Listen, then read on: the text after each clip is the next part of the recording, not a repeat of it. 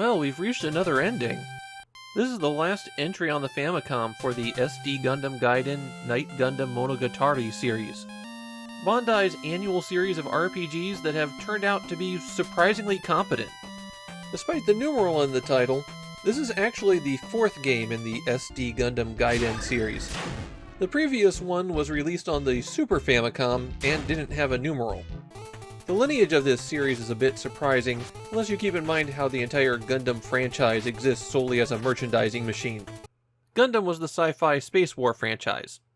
SD Gundam was the cutified version of those characters and robots that were used in some comedy skits. Cardist was a game where the high card wins, and you bought cards one at a time from special vending machines. And these had SD Gundam cards, but eventually they started making very slightly fantasy-themed versions of those. And that's where Night Gundam comes from, which takes us to the Night Gundam Monogatari series, which were RPG spin-offs of that card game. And of course, across all of this, Bandai came up with more and more toys to sell to kids. The plot of the game is that the British kingdom has been overthrown. However, the prince escapes, and almost a decade later he's wandering the earth seeking allies to help him regain his throne.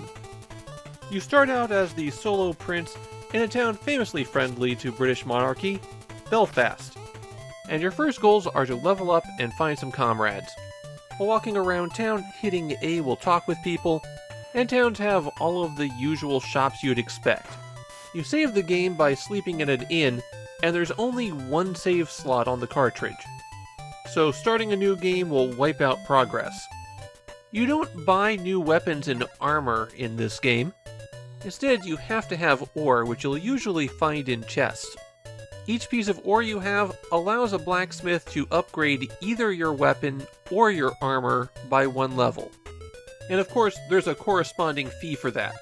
You also have to buy magic spells rather than learn them as you level, and only certain characters are capable of using magic.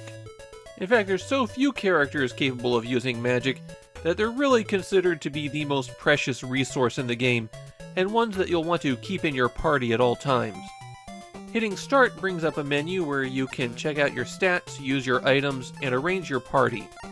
There are 12 characters that you'll find that will join you on your quest, and your party can only have 6 characters at a time. So you'll have to pick out who will come along with you and who will remain behind. Though at the midpoint of the game, you have to split your group into 2 parties, and you'll want to take that into account. Party order also matters a lot, because party members at the front in combat tend to get targeted more often.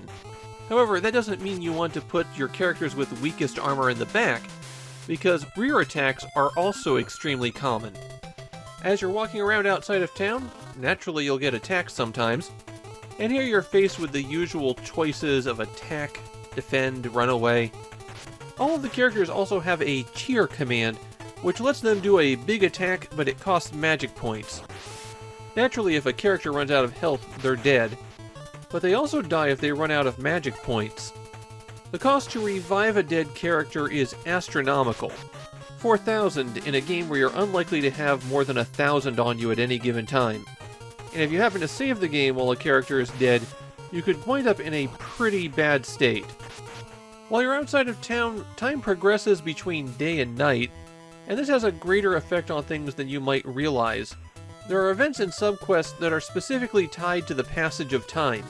You have to complete the game in a certain time frame in order to get the best ending. In other side quests you could fail if you just dawdled too long. Besides the usual money and experience rewards, there's also fame. And you earn that by doing good deeds, like rescuing people when you encounter them out in the field. Fame affects certain story events, such as whether characters will join you or if they'll be put off for a while. The 2 characters I encountered in my hour of playing just joined up as soon as I talked to them, though the second one was level 9 when I was sitting at level 3. There's some curious game balance issues here. Similarly, enemies tend to go from being impossible to hurt to instantly killing them in the space of 1 or 2 level ups. I did have a small problem where I somehow missed an event trigger, though I thought I had talked to everybody, but that's just the nature of an 8-bit RPG. The collectible card game battles have returned in this one, but I didn't make enough progress in the story to get to that. SD Gundam Gaiden Night Gundam Monogatari 3 is not a well-regarded member of the franchise in Japan. People really seem to not like that party system in this one. This isn't quite the end of the SD Gundam Gaiden series. Bandai is going to make one more Super Famicom game, and then they'll try moving the series over to Game Boy. But the RPGs don't last much longer than this.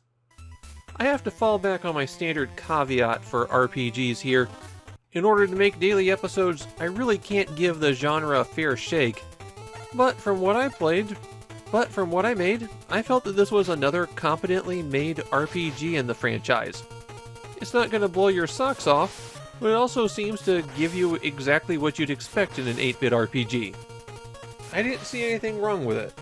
Maybe it becomes more annoying later.